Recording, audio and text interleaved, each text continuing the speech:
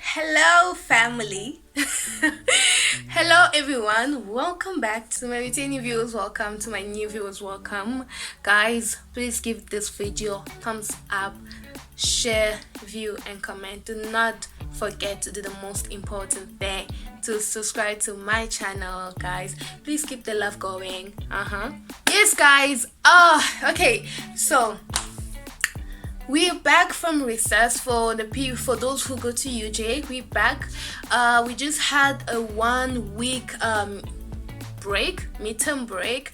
So it was from the 2nd to the 11th, I think. So it was just 1 week. And guys, the 1 week just went on just like that. It felt like 24 hours to me. I mean, felt like I slept today, the whole of today, and I woke up tomorrow, school had resumed. Like, just like that, because I was working throughout. I went to campus some of the days, and the remaining days I was just busy with work, so I didn't even feel like I was taking a break. So it just finished just like that, and here we are, another term. Yeah, guys, I am actually glad. I'm glad to be back. This time is going to be an amazing time. I can feel it, okay, because I'm going to be kicking asses. So if you're on my way, please just step aside, otherwise you're gonna get your ass kicked. So so guys, I am glad to be back, and here's another school series. Yeah. Okay, guys, so as I promised some time ago that I'm going to have a school series, so this is part 2 of it. I have the first one. If you haven't seen it, go check it out. And here's the second one. Here's part 2. So I'm going to talk about something that is very important, and it's something that we all really need to hear, or we all need to practice. When COVID came, there has been some changes. The lockdown we implemented, and everything was just happening online. I remember the last time I went to campus was like the 2020 October. Yeah, that was the very first time I went to campus after March. Okay, because before March, yes, I went to campus, and then after March I didn't go until October. That was the first time I went to campus. And for my sister who started her first year in 2020, it was terrible. Like, at least I had the chance to experience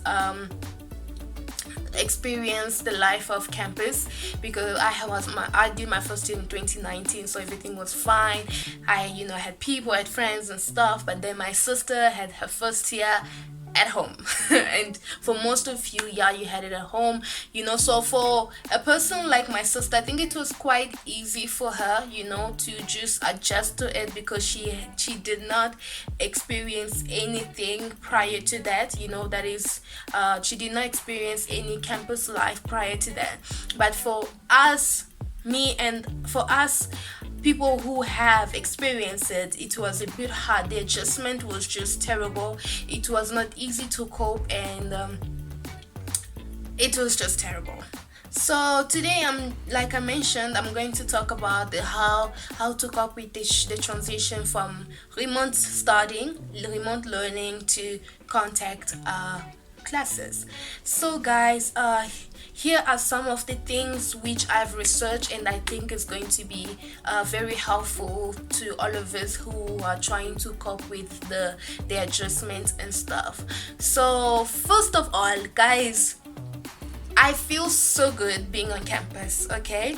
I feel very nice, guys. Having to meet people, having to talk to somebody, it is good. I remember last year, last of last year, I went to campus. It was so empty. I was so scared to walk on campus because it was so empty. It was so quiet. It was a bit creepy, like those scary movies, where you get into where you find yourself into this place, like this big hall or big like space. You don't even know where to go. It's just all creepy, like, yeah, exactly. that is how I felt. So coming back to normal class, it feels really nice having to meet people, having to not friends really, because I lost most of my friends. So yeah guys, actually having to make friends, make new friends, having to talk to people, it really feels good. I like it. The interaction is just good, it makes you feel like, yeah, I'm not alone, there's someone else out there that I can talk to and stuff. So guys, yeah, let's get into the video. Okay guys, so there are 5 points that we're going to talk about, 5 things that we can do to help us cope with the transition from remote learning to contact classes. But then if you watch this video until the end, you're going to get a bonus point at the end that's going to be very important and very useful for your studies. So make sure you watch this video until the end for you to get the bonus point. Well, without any further delay, let's get into it. Number 1, record lectures. As you know guys, when you're having remote learning, you would have lectures that most lecturers, they would record the lessons. And so if for example you do not get whatever that they were talking to at that point, you can always go back, at your own time, listen to the recording again and understand and make your own notes. But now it's no longer like that. Now you get the lesson there and there once off. If you don't get, you probably have to consult or go read again on your own. So the best thing to do is to record lessons, so that whenever we are available, whenever you're free, you can always go back and listen to it again and understand better. But do not do it without having the permission of the lecturer. It is a criminal offense according to the Institution of Johannesburg if you record a lecture without their permission. You are going to be in trouble if they find out. Okay, so it is important for you to always ask for their permission. Ask them if they're okay with you recording them. Then if they agree, you do it. If they don't agree, you don't have to do it. Okay, so do not forget to do that before doing anything. So number two, self-discipline. Guys, this is very important. Okay, we need self-discipline in everything, even especially like with the remote learning. I think this self-discipline really had to apply a lot, because remember, we had everything to ourselves. There was no one to check you. You don't have to attend the lesson. If attend whenever you want it. So you can always sleep, you can always do whatever you wanted. So it's important. Self-discipline, guys, it applies everywhere. Remote learning, contact learning. Know what you're doing and when. Have a timetable. Just have a timetable, like structure your work properly accordingly. Have a timetable. This day I'm going to do 1, 2, 3. Today I'm going to study this. Tomorrow I'm going to study this, and at this time I'm going to do this and that and that. Guys, you can always have a checklist. I try it, I use it, and it's quite effective. It helped me, like what I'm going to do on that day. I'll just write it down, things that I need to do at what time. And mostly I always set an alarm, because it's not really easy for me. So this is why I make sure that I really try to do everything on point, because otherwise I'm not even going to follow it. So what I do is I set an alarm. Okay, I have in my phone, I have my alarm is like a long list of alarms set for the day. So I have alarms, and on my list I check at this time I'm going to do this, and if the alarm rings, it means that I have to stop whatever I'm doing at that time in order for me to do the next thing. Because if I don't do, it's going to be terrible, because I struggle with procrastination. I mean, it's a disease. I am literally suffering, and I know there are a lot of people there who are suffering with the same thing. I mean, this is something that I have been doing since high school, and until today it is affecting me. So in order for me to try and manage this procrastination, I do that. I have a checklist and I have alarm. So it's just a way of me, having a self-discipline towards my personal life, my school life, and other things, so it is quite helpful. Number 3, attend every lesson. Guys, I know when sometimes lessons can be like, oh god, I had lecturers who, like, they will make you go crazy because they're terrible. I mean, they're terrible, you know. But then I had to force myself to attend their lessons because it was important, you know, especially when it comes to lecturers who just read the notes from the slide. I mean, like, they don't do anything, you see. So there are a lot of times that those lecturers, like especially with my case, as much as they'll be reading the note from the slide, but then they always give some examples, you know, just to give a better explanation, the better understanding of whatever that they're talking about. So those examples, for me, I find it very helpful. You see, it helped me understand the lesson better. And for those lecturers who just explain in their own terms, you know, they actually like develop the concept with you. They develop everything. They ask you questions, they ask you, you know, those lecturers who engage, those are the best.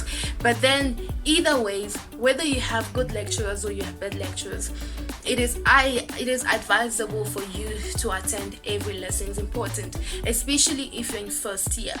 It is important for you to attend. I mean, if you're first year especially, you don't even have a choice. I mean, you gotta attend. You have to attend every lesson. I mean, like, why wouldn't you attend anything? You know. so yeah, you have to attend. It's very important. And the other thing is, sometimes lecturers, if they're nice, sometimes just by you attending their class, they can give you marks.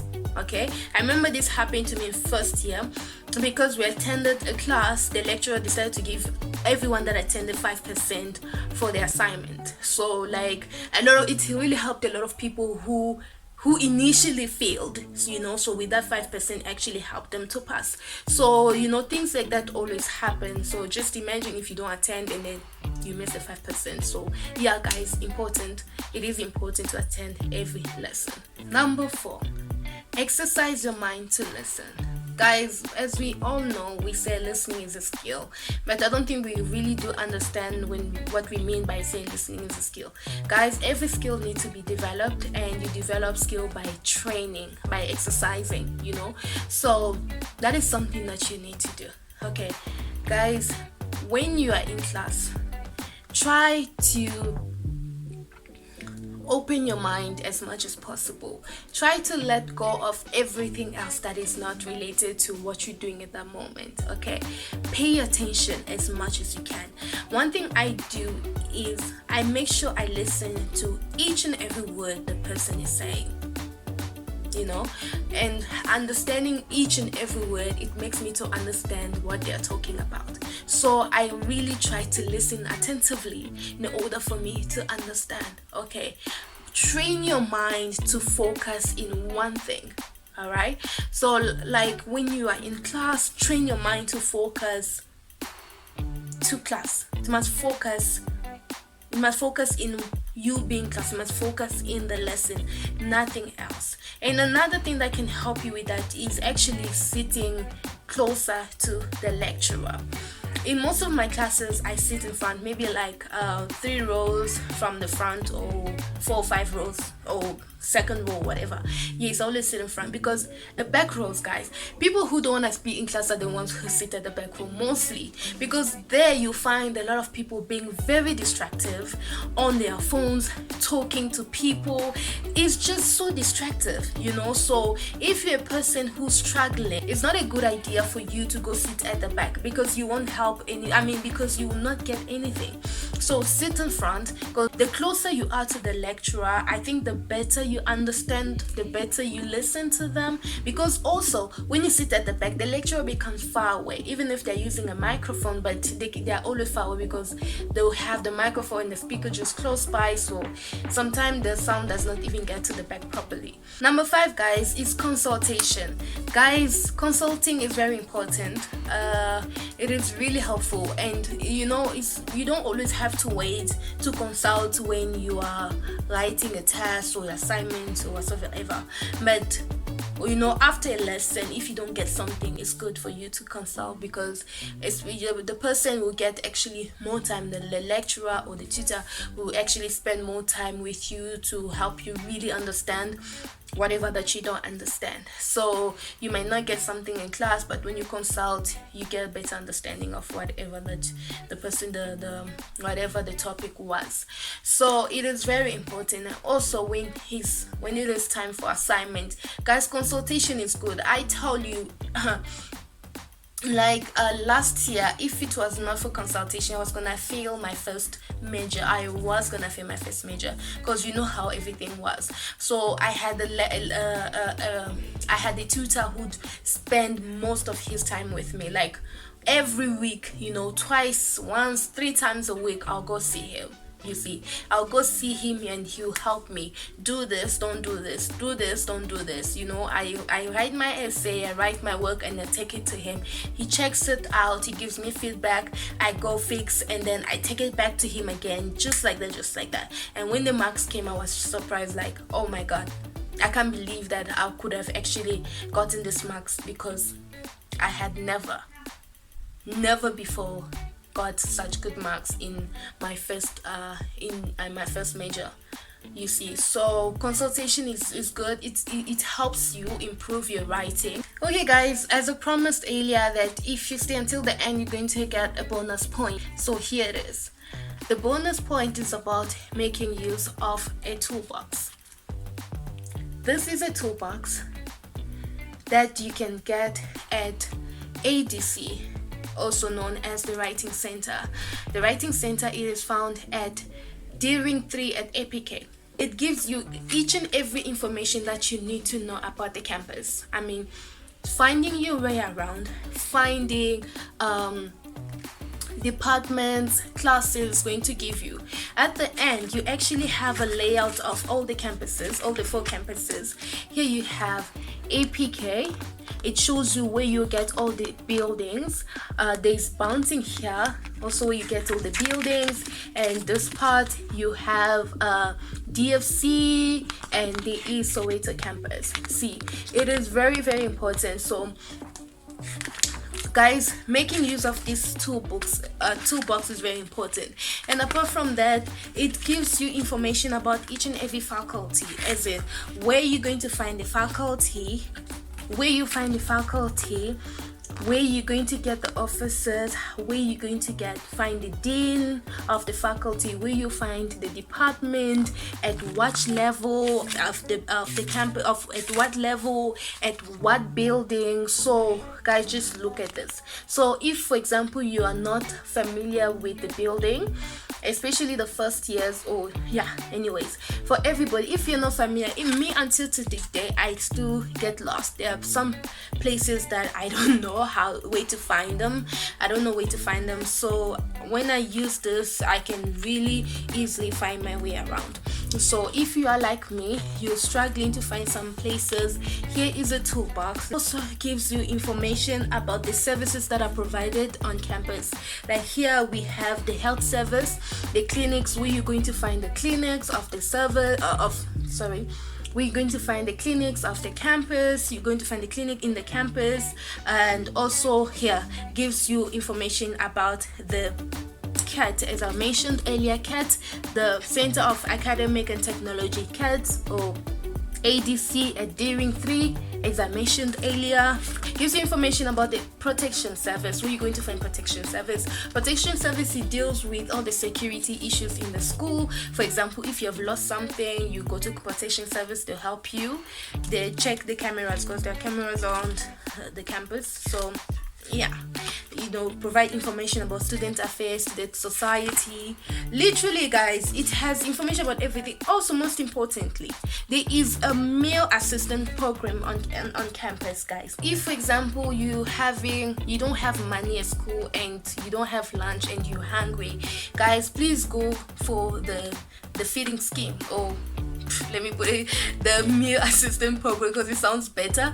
Yeah, go there guys, they're going to help you. You don't have to be scared, you don't have to worry, you don't have to think that there'll be people watching me. You don't have to think like that, because there you find a lot of people. I mean, the queue is always long. There are always people, because nobody cares about what another person's gonna think of them. As long as you are getting your meal, you are satisfying yourself and you're getting yourself ready to study. That is what matters. So guys, please, I would really emphasize on this. If you need meal assistance on campus at APK, you find it at earring 313. That is where you get it. Okay guys, so I am done. I've mentioned everything, guys. If you found this video very helpful, please like, share, comment, and do not forget to subscribe to my channel if you have not done so. Guys, please share this video with many people. There are a lot of people who probably need to hear this, but they don't know how to get hold of it. Please share it with your friends. You might not know who actually need it. Okay, so thank you so much for watching. Thank you for liking, thank you for sharing, thank you for subscribing. I'm going to see you next time, but for now, stay lovely, keep smiling, spread love. I will see you. Bye bye.